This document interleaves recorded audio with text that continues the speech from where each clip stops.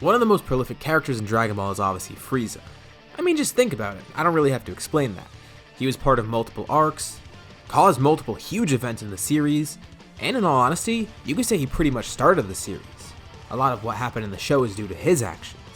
But despite his importance and how much he's involved in the story, we really don't know that much about his race. They're kind of mysterious in a way. And unlike someone like the Saiyans, Namekians, or humans, there's not many members of his race either. Only a few in canon, and even out of canon, only a few more.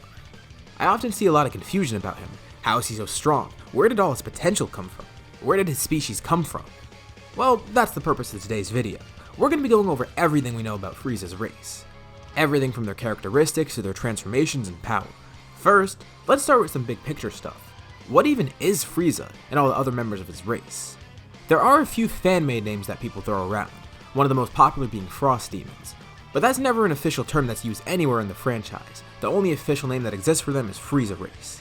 Yeah, really vague, but there's nothing really else to go off of, so I guess that's what we're stuck with. Some localizations of Dragon Ball Xenoverse actually say the word Frost Demon, but never in the original Japanese material for that game. But still, the fact that we're only calling them Frieza Race is kinda weird. It's like calling the humans Krillin Race. Kinda weird that something like that isn't clarified, but whatever. In case it wasn't obvious, like every other race, Frieza's race has a very specific naming scheme, usually naming them after very cold things.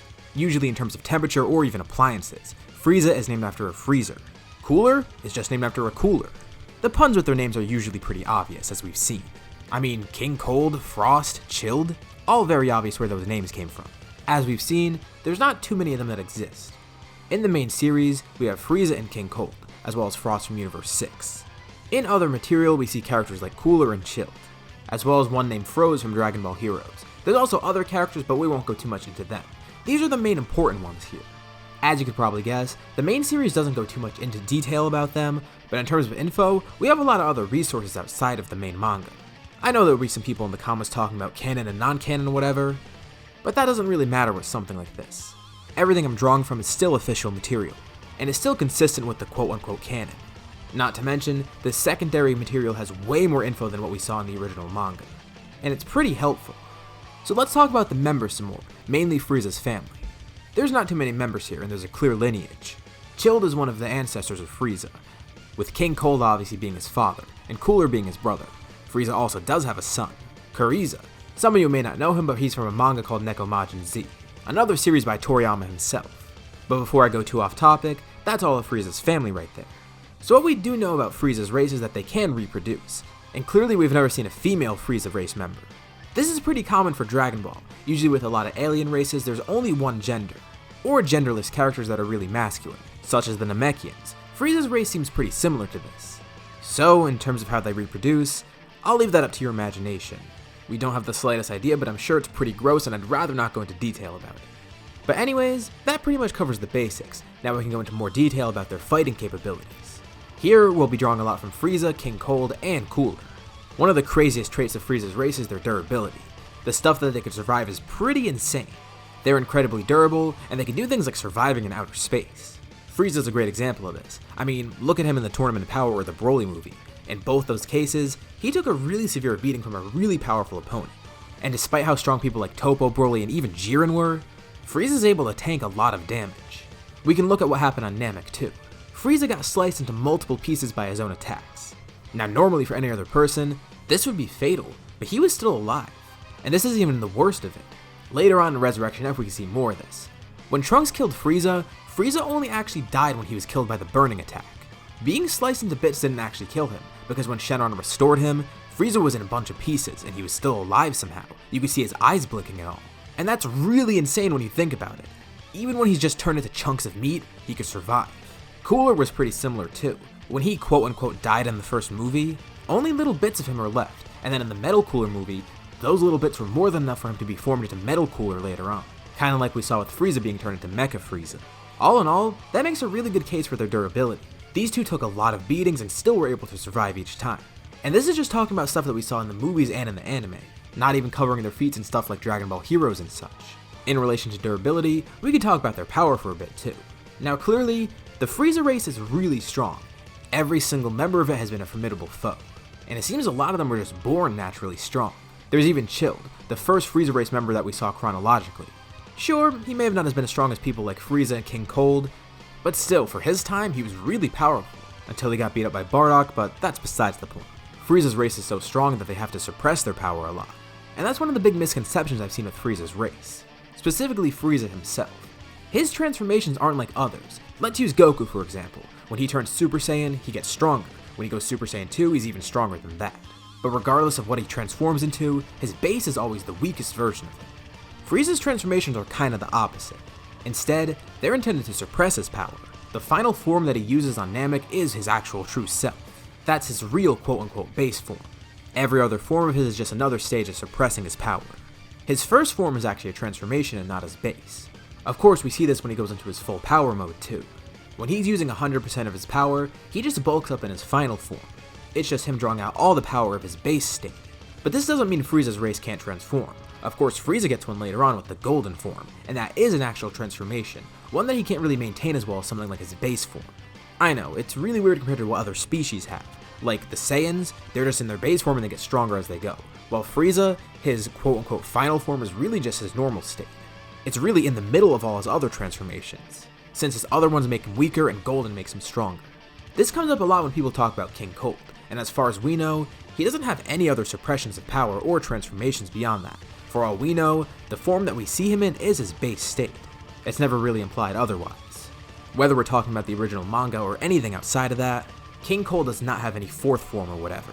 The form that he's in is what he has. Regardless though, he and Frieza are still incredibly powerful, both being considered mutants of their race. This would explain a lot of Frieza's growth. We saw how quickly he grew when he just did a few months of training in between Resurrection F. The fact that he's a mutant explains his high power in general. It's kinda similar to the hybrid Saiyans in a way.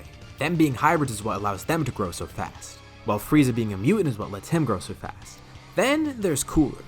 He's similar to Frieza but different in his own ways. It's implied that he actually does have lower transformations. Of course we've never seen them, or even know if he has as many as Frieza, but what we do know is that he has perfect control over his true form. Frieza has to suppress his power because he doesn't really know how to control it in his true state, but Cooler doesn't really have that problem. Hence he doesn't really need to use those previous transformations. Another difference between him and his brother is his fifth form. His fifth form is actually implied to be a transformation, as opposed to another stage of suppressing his power. Of course, he also does have a golden form, at least in Heroes he does. And when you start looking into the golden form, it's actually kind of weird what kind of things the Frieza race can do. Obviously with something like Super Saiyan or Super Saiyan Blue, Goku and Vegeta don't choose those colors, that's just what happened when they transformed. But for his golden form, Frieza actually chose for it to look like that, meaning he can basically design his form to look like whatever he wants. This implies that Frieza's race can pretty much augment their bodies in any way they like, at least when they transform. Another example of this is Frost. He's pretty much the same as Frieza in terms of his transformations. He has stages of suppressing his power, and then a true form and a full power form. The similarities are pretty clear. He's basically treated as Universe 6's Frieza, so it kinda makes sense. And hypothetically, if he were to transform, he can make himself a golden form or even a different color if he wanted. He can get as goofy as he wants with it too. Since they could choose how they look, they don't necessarily have to be golden. Speaking of that, another weird thing that Frieza's race can do is grow their own clothing basically. This was shown in Xenoverse, and if you look at King Cold and Frieza, you could see what it's talking about. Those plates of armor that they wear, they actually can grow those. And that's pretty much in line with what they could do with their transformations. I mean, if they could augment their body, it makes sense that they could do the same with their quote-unquote clothing. Not that it's a trait exclusive to their race only, but still, it's pretty interesting to note. So we've discussed a lot about their power and their origins, but why are they all evil? Or at least most of them? This one's a bit more tricky to answer, but there's some definite stuff that we see in the video games. For example, if you look at Dragon Ball Xenoverse or at Dragon Ball Heroes, there's way more Frieza race members than the ones that we just covered in this video. Some of them are even the player's character. They're not all evil. They can be good, it's just that we've never seen that in the main story. For Frost, it did seem this way until he revealed that he actually was evil, but beyond him being a warmongerer, we don't really know much about him either. As for Frieza though, we know a bit about his family. Seemingly there's not many other members of his race in the series. Like I said, in the original manga we only see Frieza and Cold, and even beyond that in the movies, we only see Cooler and Chilled too. The fact that they're all evil is just because they're from the same family. That's the reason I would assume. I mean, if you want to get really technical, there's also Cell, who does have Frieza's DNA and King Cold's.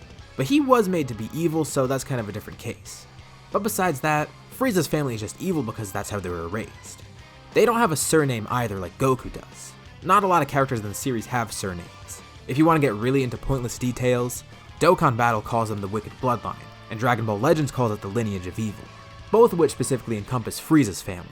I guess we could just write that off as a coincidence, that they're all evil because of that.